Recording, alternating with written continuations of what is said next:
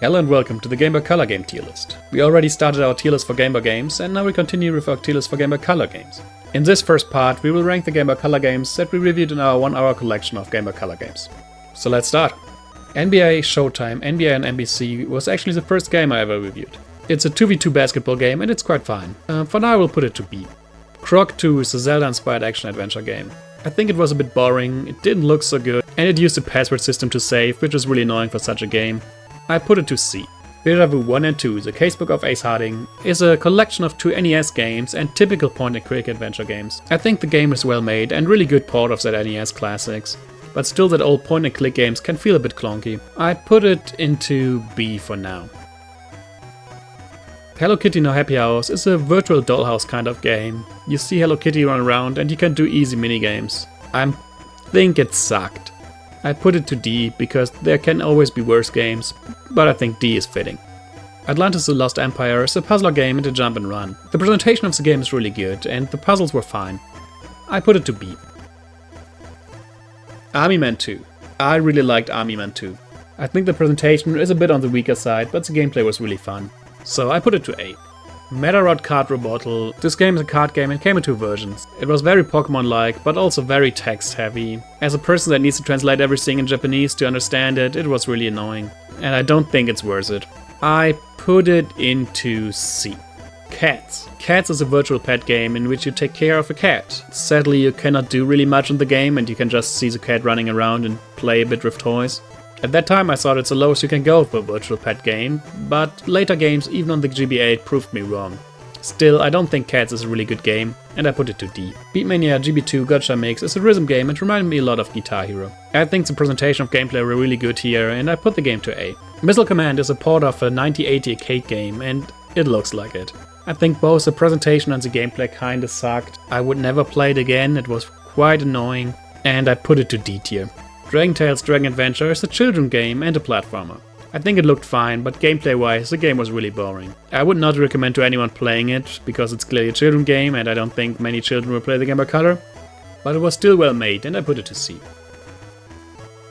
Real Pro Yakuu Central or Pacific League fan. That game came also in 2 versions. You can play the Central League or the Pacific League, and it is a baseball game. I don't know much about baseball, but I know for sure that this game was boring. It took forever and there were not much you could do. So I put the game to D. It could also be low C, but for now I put it into...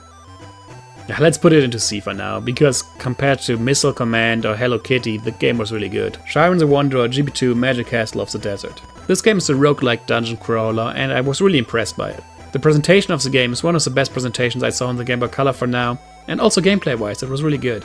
The only sad thing is that there's no English translation patch, but still, that's not the fault of the game. I put it to S tier. Quest Fantasy Challenge. I know now that it's a copy of Dig Dug, but I still like it more than Dig Dug. I think Quest Fantasy Challenge don't have a really good presentation and gameplay wise it's not fun for long, but I still had a lot of fun with it actually. Even if the game doesn't really deserve it, yeah, I'm not really sure where to put it, because I would put it in my personal tier list to B because I had a lot of fun with it, but from a more objective point it should be in C. It's my tier list, I put it to B. Honkaku, Taisen, Shougi, Ayumu is a Shougi game. You can play Shougi against a computer or do some Shougi riddles. I don't really know how to play Shougi, so for me it's hard to say if the computer was good or not. I think it was okay made. I put it to C. Sylvanian Memory, Mori no Nakama to Odori Mashi is a rhythm game and a bit like Beatmania GB2, just in way worse. I think the target audience were more children and it has a really cute style, but the gameplay was really bad and didn't really feel responsive. I put it to D. Hype's a Time Quest is a jump and run game with the Playmobil franchise. I think the game looked really cool, but gameplay wise it was a bit on the weaker side. It was still a good game and I had fun with it, so let's put it to B. Rainbow Island is another port of an old arcade game, and just like Missile Command I didn't really like it. I think the game was below average presentation wise and gameplay wise, and I put it into D. Pokemon Gold, Silver and Crystal. I think it's clear that they belong to S tier. I don't think they are the best game presentation wise on the Game Boy Color, but still the gameplay is making them S tier. Moan 3 on the other hand doesn't belong to S tier at all. I think it kinda sucked presentation wise and gameplay wise. and also in part of content there was not much to do. I put the game into D tier.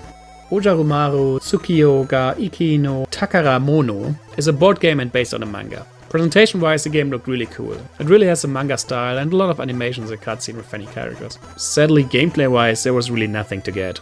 Let's put the game to C. Shoeballs is a puzzler and very Tetris-like. Sadly, presentation and gameplay wise, it's way worse than Tetris, and I think it kinda sucked. I put it to D. Lucky Luke Desperado Train is a platformer with a lot of minigames. Presentation wise the game was fine, but the gameplay was lacking. I think it's a very average game and I put it to C. Hoyle Card Games is a collection of 14 different card games. I think presentation wise I did more than the minimum with little animations in the different games. Gameplay wise it is a card game and they work fine. I think I put it into B.